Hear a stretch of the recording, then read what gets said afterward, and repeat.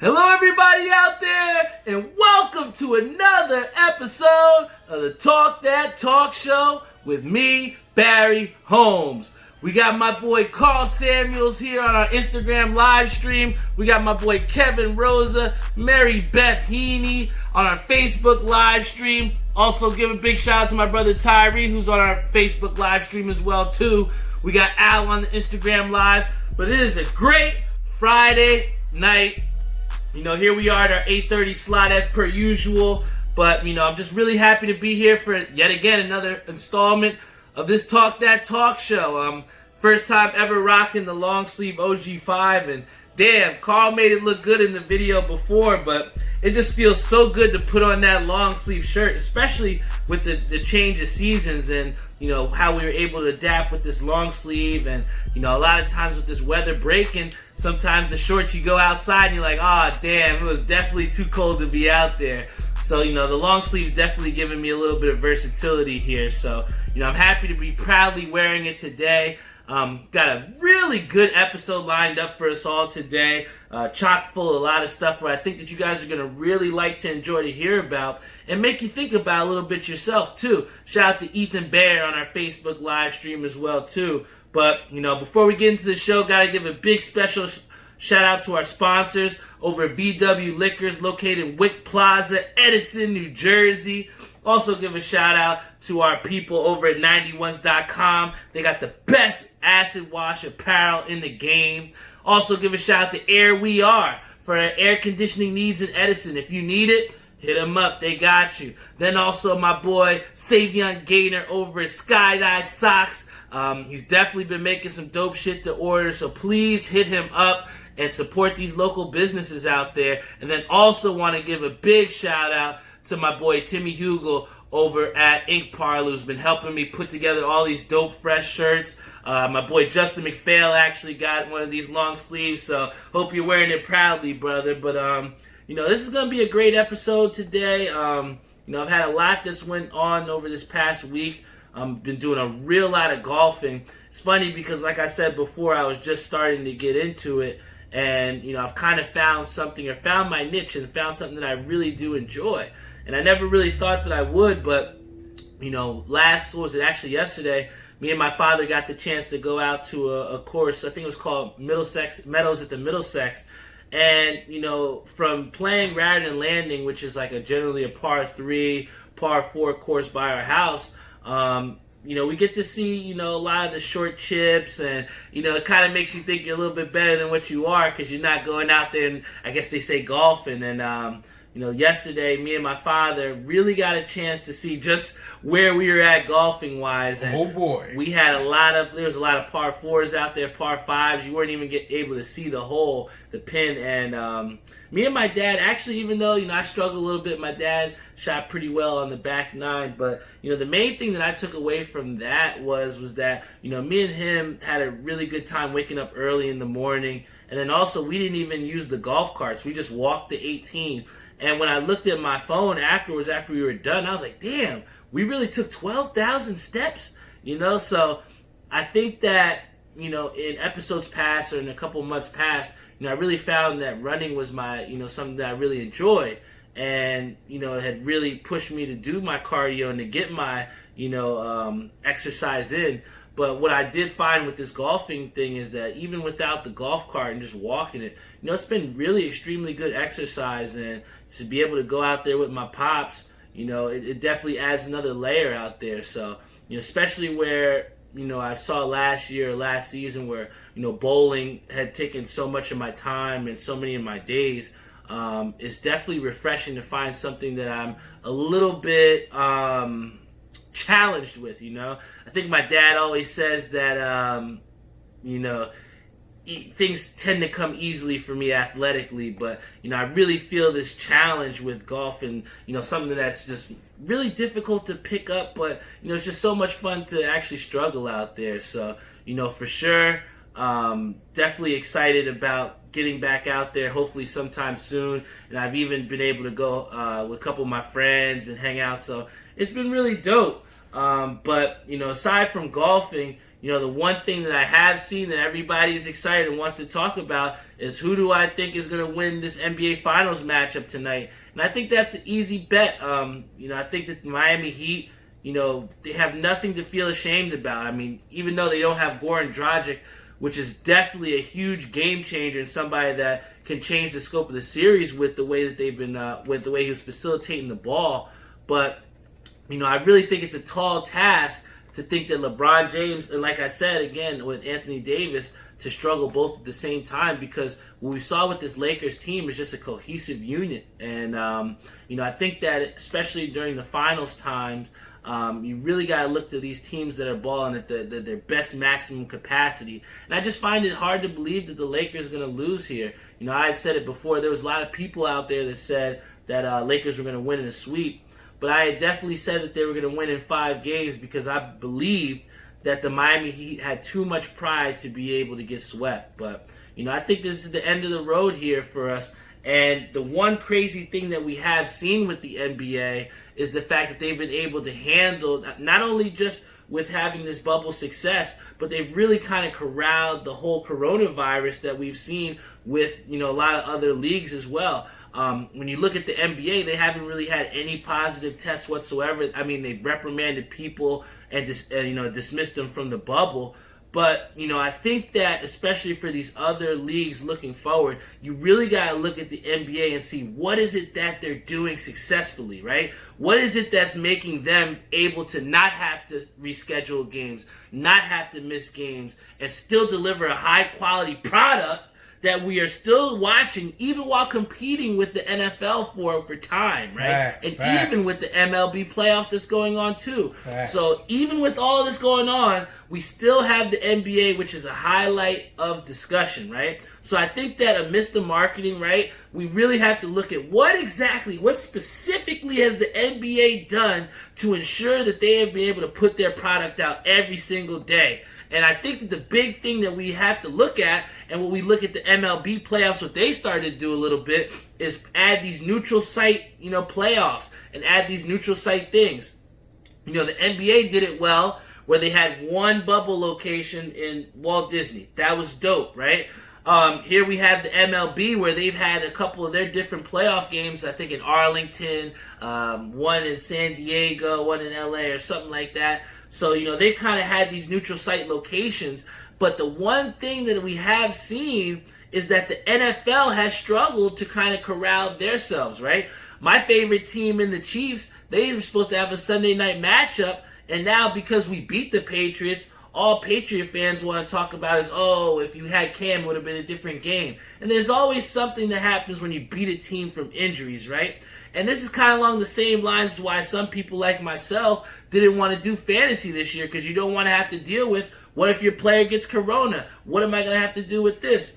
And I think it's definitely a interesting wrinkle, but the reason why we got to highlight the NFL here, and not maybe in a positive way, is the fact that we've had the NFL who has had to reschedule games, and they've had to push back these games, and you have Tennessee who's had over 20 different people that have tested positive for the coronavirus, both with coaching and with players. So when I look at it and I look at why is the NFL not succeeding in keeping out the COVID, I have to look at someone that is doing the right thing. And what I do see is with the NBA and corralling it with having this bubble, what we've seen with the MLB and having neutral site locations, we've seen that we're able to limit the players' travel. And when you're limiting the travel of the players, you're trying to keep this COVID under control, right? And I think with the NFL allowing teams to travel to different places, I think it just exposes them to way more people, obviously, and it also gives it a way more harder chance for this league to try and bubble themselves away from everybody else and this virus. So when I look at this shit, right, and I look at the NFL, and I'm like, damn, all right, here's the Buffalo Bills game that might not even be played on Tuesday, which was already rescheduled, right? This is something that's going to happen. And when you look at the NBA, where they had so many different games, and you have different sites, and they can have it in how can I say, the courts and have different courts. NFL field is a little bit more difficult to have multiple of those locations. So I do understand, the logistics part of what the struggles for the NFL and maybe why neutral site locations might be a little bit difficult.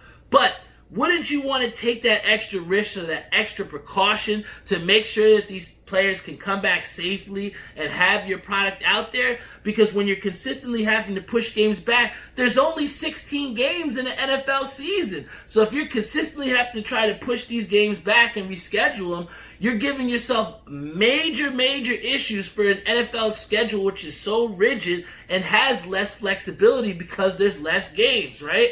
So when I look at the NFL, and if I look at the sustainability of what's going to happen to try and make sure players can go out there safely and play, I got to look to see, is the NFL going to take the steps to try and add neutral site locations? And I know that we all are all big about home court advantage, and even with the NBA playoffs, how you don't have those necessarily, those playoff moments like you would have in Golden State or those big packed arenas. But we have to adjust to what it is happening in front of us. And what we do see is that COVID is not going anywhere, right? We've been able to hold it back a little bit, but it is still a major issue, right? And if we see that it's a major issue, when we see the type of rescheduling issues that we've seen with the NFL, you're going to have to try and take some steps in the right direction to try and limit that or to make that not a possibility, right? And, I look at the NBA and I think they've just done a stellar job. I mean, you don't have one single positive test. You got to look to that bubble and see what is it that they're doing correctly, right? And we have my boy Ishabad Crane, who just tuned into our Instagram live stream. And then also my boy Suge, who says, "Let's go Yankees." He must have been reading these notes here, because the next team I definitely did want to talk about is those Bronx Bombers. And I think it's so funny that Suge hashtags them as the Bronx Bombers, because kind of what we've seen with this Yankee team over maybe the past couple of years is the fact that this Yankee team has been so dependent on the long ball, right? I mean, you have Aaron Boone, who's, arguing for his players, saying that they're savages in the box, and they are. When you look at that team, top to bottom, you have somebody that can take you deep, right? Pause. But the thing that I have to say is that, when you look at this Yankee team, it's kind of hard to look at them and say that they have kind of underperformed, right? They haven't really went out to their maximum potential. We saw the past couple years that their team might have even been better than this team, and they haven't went past the ALCS. They haven't went to the World Series since those Derek Jeter years. And to some Yankee fans out there who have very slim patience, that might seem like a little bit of a disappointment for these Yankees, right? So when I look at this Game 5, I don't know what the score of the game is here now. I know they're playing at 7-10. But what I will say is that if you look at this Yankee team and they are not able to win the game, I got to look and see, is Aaron Boone potentially on the hot seat? I mean, I know he's had success bringing this team to the playoffs, but we've seen this before with coaches that have taken their team to the playoffs and gotten canned. I mean, look at Dusty Baker, right? When you don't have the success in the postseason and you're looking at the Yankees as a team who's supposed to be a pillar of success, how many more times do you have to see this Yankee team lose in the postseason and be okay with it with Aaron Boone? I also got to look at, Garrett Cole, because he's supposed to be the guy that's on the mound, and you're paying this guy over $100 million to go out and win these pressure games, because when you look at the Yankees in the past, the teams outside of Severino and maybe, I don't even know what pitchers that they had that are even that really good, right? Because their pitching hasn't been the thing that's pushed them past. It's the thing that's hindered them. So when I look at this Yankee team and I'm saying, is this team going to be a contender? Is this a team that is going to go forward and go past into the World Series and do what they're supposed to? I look no further than Garrett Cole. And if he can go out and deliver them a win, I see Jeff says it's 1-0 Yankees, then I think that that's a big recipe for success. And I think that is going to ensure for a lot of Yankee fans out there why they paid that $100 million. We look at Giancarlo Stanton, who had, 4 straight games with a home run. I mean, a lot of people were bashing him. They didn't even have him in the starting lineup last postseason, right? So, when you have your players like Giancarlo Stanton who are stepping up into the prime time, when you have somebody in Garrett Cole who you're paying $100 million to go do their thing and go pitch out there and put you in the right position, I got to look to see if the Yankees can close the door here and try and move on to the AL, CS. I know that the Houston Astros are going to be a tough team, and even cheating or not, that middle infield is stellar, and the defense is backing. So, even if the Yankees can get through this, they're going to have a tough time trying to get past the Astros. But, all my hats off to the Yankees. I know I'm a huge Mets fan, but, I tell you what, as a New York fan, I may not like the Yankees, but I'll support them here, and I hope that they do get the win over the Rays because, you hate to see a team with such talent underperform, right? And then also Chinks did say Tanaka has to show up too because even if the Yankees do win this game, like I said, you're going to have to rely on other pitchers other than Garrett Cole to go get you wins in the postseason. Garrett Cole can't pitch every game, right? So we're going to have to see what they're doing, right? I think another thing that's interesting to talk about here too is the fact that Microsoft, and I don't know if a lot of people know this, right?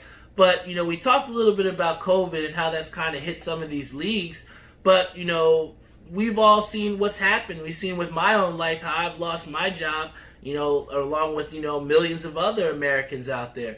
But the one thing that we have seen is we've seen that other corporations, other companies have been able to try and alter the way that they're doing things to try and accommodate, the people that work for them. I've seen that my own brother, who used to come into the office every single day in Newark, and he's just as effective at home as he was at his office. And he's starting to see that his position is now transitioning to a more mobile job, right? So I look at Microsoft here, and they let their employees know that once the office is reopened, that 50% of the time that they will be able to work from home. And I think that's huge, man, because you look at a lot of times, even when I worked at my job, it was almost a privilege to be able to get to work from home. And it was almost kind of frowned upon because a lot of times your employers or the other people above you would think that the production would go down or you're not as productive at home.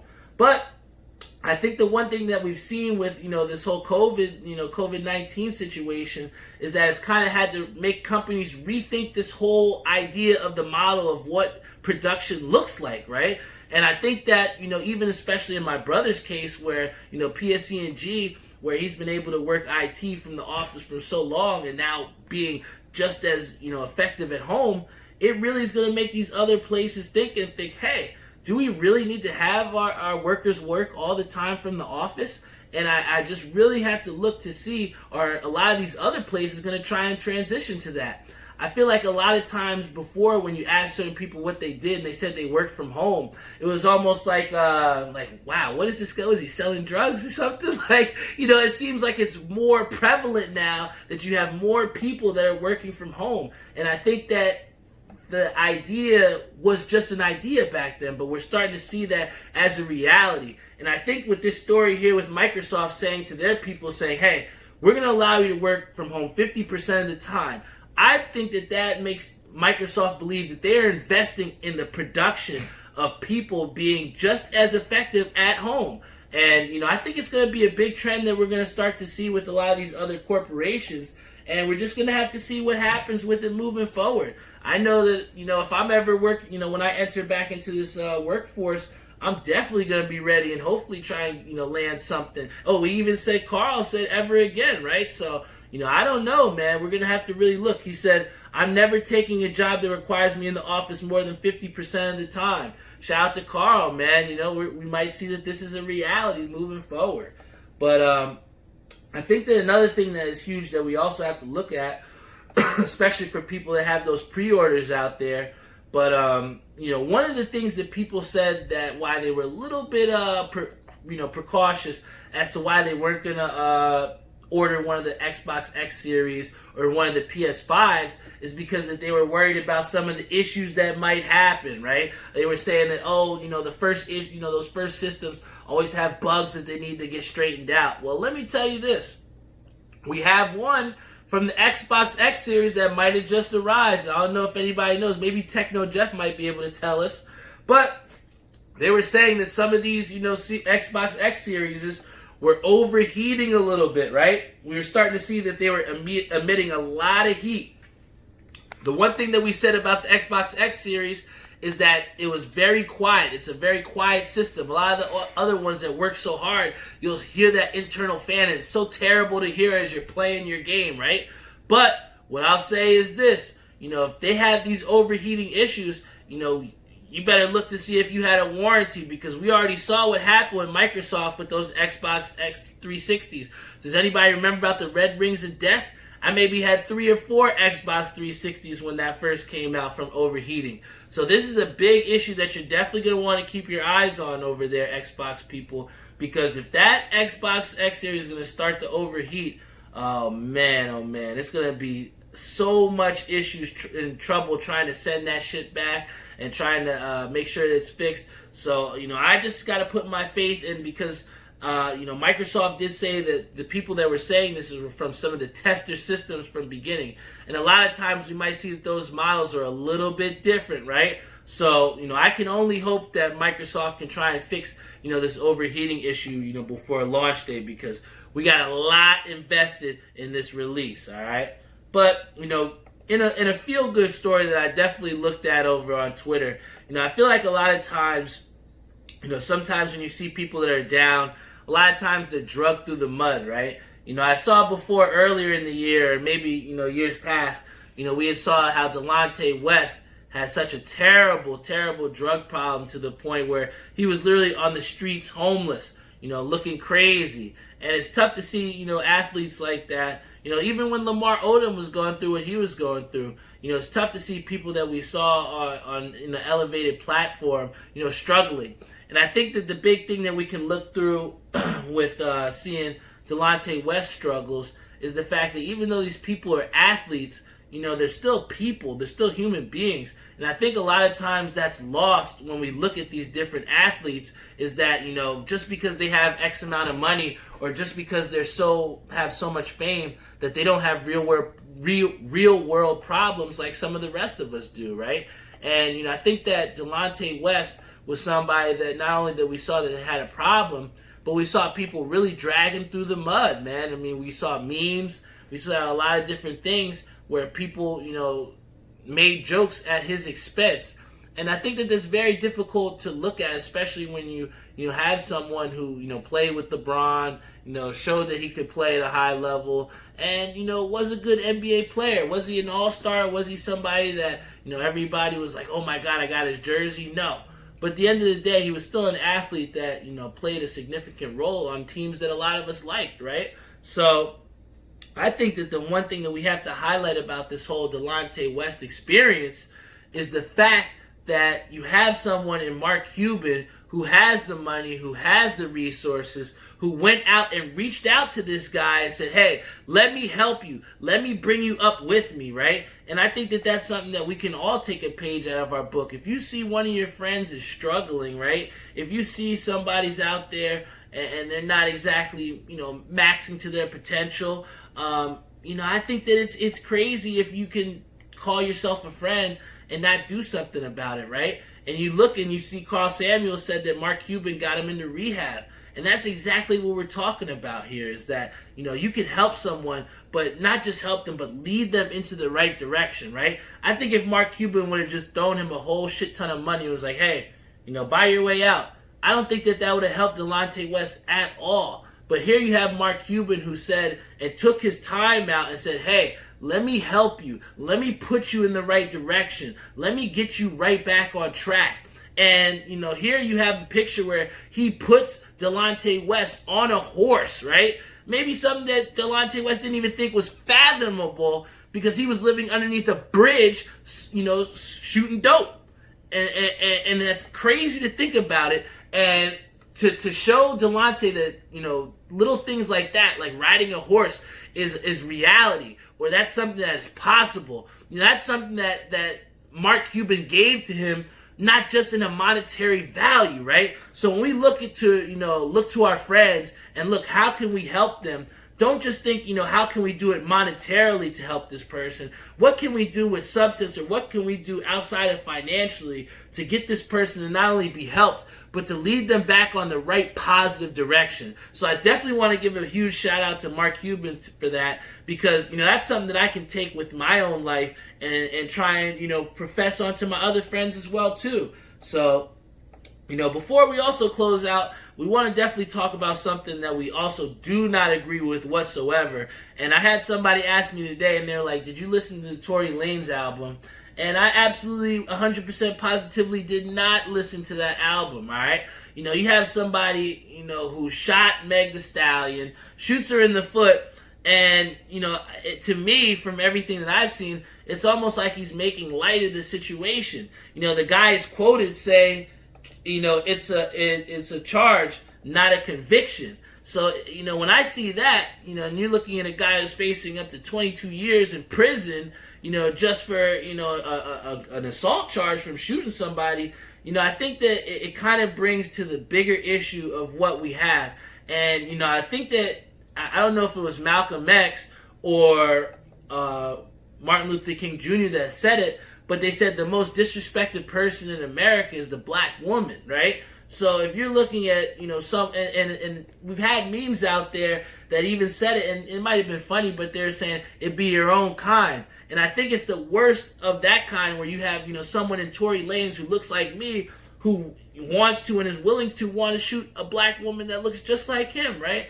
And like I said, it speaks to the bigger picture that we have here in trying to protect our black women. And, I hope that they don't take it easy on Tory Lanes, because, even with him saying that, it's a charge, not a conviction, it just really makes me think that he did not take this shit very, very seriously.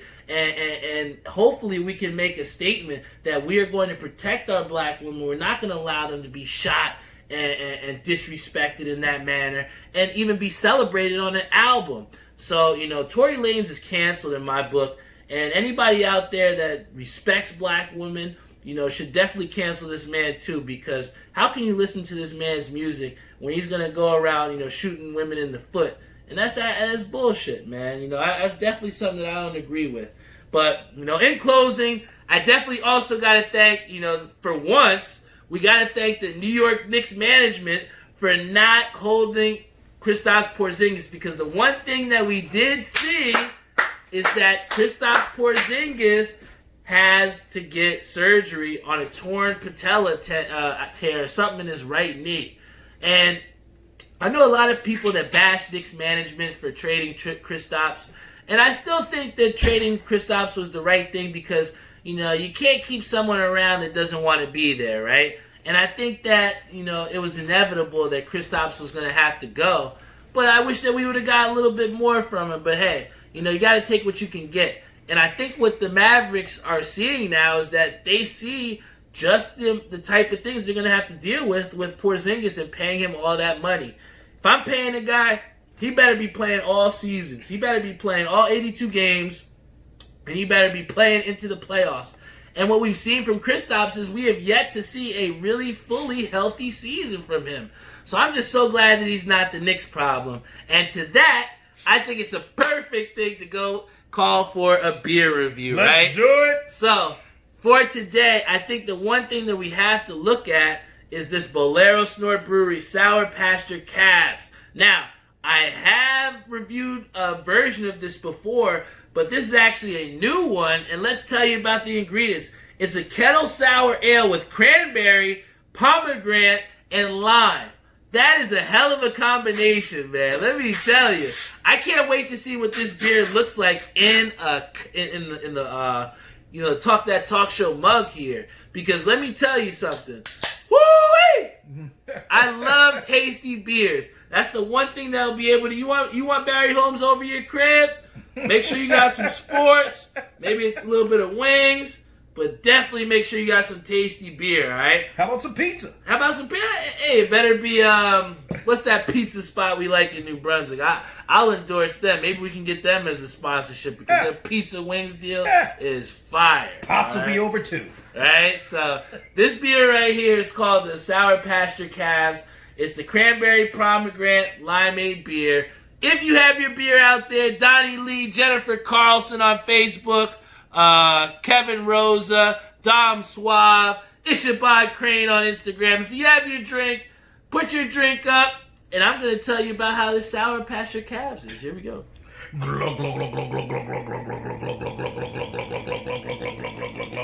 Pucker up for October Sour Pasture Calves. You can get that at VW Liquors 561 US Highway 1, Edison. Very good, very good. And Ishabad said that pizza was fire. That was from Giovanelli's in New Brunswick. So if you're ever looking for some good pizza, definitely check them out too. Shout out to my boy Richard NG. Shout out to Jose Colorico. This beer, I'm telling you, Jose, you're going to really like it. I find myself, even when I had this, a lot of times when you're having a beer, you don't really chug it, right? I think especially with, sodas and stuff like that, it might be a little bit harsh for you, or sometimes you get the bubbly feeling. This was surprisingly smooth for me. Let me tell you, man, I think that, it's so lost is just the colorful combination of cranberry, pomegranate, and limeade, especially when you're talking about a beer. That's not really something that you're looking for in your beer, right? So just to have that all together definitely calls for another chug. Bolero Snort Brewery. Hey, and Jose says this hat's fire. For those people that's not tuned in, I have this nice Miami Marlins hat with the postseason 2020 patch. I love, it goes perfect with the OG5. It's funny that he says he loves this hat because, before we actually go to, our raffle at the end, I wanted to show you guys some of the pickups that I got this past week. So, maybe you guys can comment in. If you're in the Instagram live section, if you're in the Facebook live section, we're going to allow you to play hot or not, all right? I'm going to show you my hat. I'm going to tell you a hat that I have. I'm going to show you all the specs with it, and you tell me, comment in hot or not, all right? So here we go. The first hat we got here is our Team Mets hat, right? Got the royal blue team hat, but with the pink under brim, all right? Just copped this hat. Definitely love this one. I think that, especially with the brims that people have been doing, I've definitely been a big fan of the pink brim. So to finally have a Mets hat that's, I've actually never had a Mets hat in just our original solid color. So to have that under a pink brim, definitely dope for me, man. I'm loving that. And then, definitely a big hat that I'm a real big fan of. I got a chance to wear this to bowling. Was a Hat Club exclusive, and this is actually called the Slide Socks, right? So instead of the white socks, right? Those slippers? Those are slippers, right? So instead of the white socks, black socks, we have an actual thing here called the Slide Socks. And this is a Hat Club exclusive with the gray brim. I'm a huge fan of this because anybody that knows me, I'll wear socks and sandals any day of the week, man. So this is a big, nice hat to me. Love this one. So got to give a shout out to the Slide Socks at Hat Club here. And then lastly, my last pickup here is called the Revolutionary Skull. And this is from Dankadelic, all right? These guys make some stupid tough hats, man. I think the last colorway they had, this was in purple and black. So to be able to get this in Kelly green with also the two-tone Kelly green under brim. Man, this is one of my favorite hats, man. So, like I said, make sure it's got to have the Hat Club patch. And one of the reasons why I love Hat Club is because, I told you before on other episodes that you need to make sure that the hats have the pin, right? And the one thing that I said is that, this Slide Socks hat didn't come with a pin. But I was able to email Hat Club, and they were, got in contact with the guy, Shaker Brody, and they're going to put an extra pin in there. And I think that, especially when you're dealing with a lot of these other Hat Club companies, a lot of times corresponding and customer service isn't as quickly as we want them to be. So, I love that Hat Club is so responsive. And, just the fact that you have people like Chris Brown and, LeBron James wearing the same hats that we're trying to get and beat the raffle for, really makes it how can I say, it makes the revival of fitness real again, right? When you see someone on the interview and they're rocking the same hats that you are, man. So, like I said, I've always been a huge hat collector ever since I was in sophomore, junior year of high school. So, to be able to share that with you guys, something I look forward to each Friday, some of my new fresh hats. So, in closing, I want to thank everybody out here for tuning in to the Talk That Talk show. I wouldn't be here if it wasn't for my sponsors, VW Liquors, located in Wick Plaza, Addison, New Jersey. VW. Let's go, Mets! Let's go, Mets! We always do that for Dave at the end of the show. I love Neva, love Caroline, Tim, Gabe, all the people over there. Love them at VW Liquors. I'll tell you another person that I love is my boy Timmy Hugel over at Ink Parlor. They got the best threads as far as if you want to, make your brand, market your band, hit them up. Also got to give a special shout out to Skydive Socks. Got to shout out to my boy Savion Gaynor. He's got the best personalized socks for you. He can make some dope stuff for you. Please hit him up, all right? Then we got to shout out Air We Are. I love my dudes over at Air We Are. They'll hit you up with all of your different air conditioning needs. And then finally, we want to give a shout out to our people at 91s.com. Got the best acid wash apparel in the game.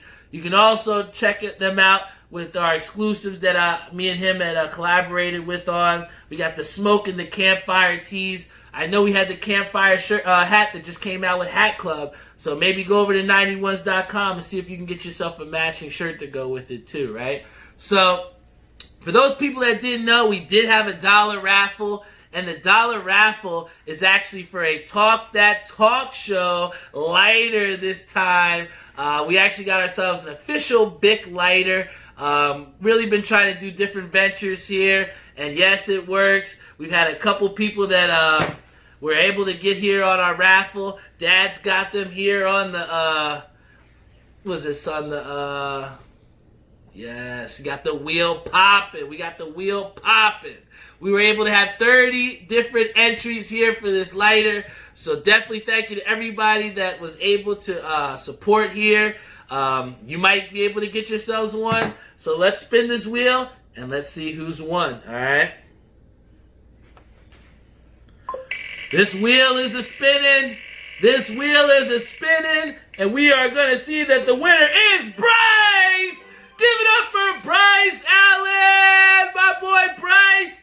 He has won himself a Talk That Talk show lighter. We're going to have to send that out to Connecticut with you, and maybe I'll pack a t-shirt in there with you too, Bryce. You look like you need a fresh thread, so maybe we'll send an OG5 over there with you too, man. So big shout out to him. He's won himself a lighter. Chinks, I love that guy, man. We had a good conversation today. And it's always dope to just have some friends that you reconnect with. And, I think that Bryce has been somebody that over the years when I transferred, he also transferred, similarly to me at Millersville. And, you got to keep those people around you that, have your best interests, right? And it just seemed like, without question, Bryce was like, yo, let me get in on this raffle. And, it just like Jose says, you just got to show love. And I think when you have people that show genuine love and genuine support to your show and to the endeavors that, I'm putting forth to push this brand forward, it just makes me want to work that much harder, man. So please, big congratulations to my boy Chink, who was able to be in and win this raffle. He's going to get himself a Talk That Talk show lighter. You guys just got to keep tuning in. You're never going to know what I'm going to auction off. You're never going to know what you're going to have a chance to raffle in for. So just make sure that you keep tuning in every Friday night, 8:30 Eastern Time. Also, want to give a shout out to England because I've definitely been checking on Buzzsprout, guys. And you've been really showing out for us and really supporting this show. So everybody out there in England, big shout out to you. I may not watch soccer. It may not be my big thing. But I love you guys over there in England for supporting my show because that just shows that we're not just here in Jersey. And just the fact that you want to listen to some guy from Jersey talk about sports, society, and culture all the way across the pond, it means the world to me. It makes me want to work a little bit harder. So thank you, England, for tuning in. Thank you to everybody for tuning in every Friday. This is the Talk That Talk Show. This is more than just a podcast. Don't you miss it. It's a fucking movie. Next week. All right? Be there. See you guys next week.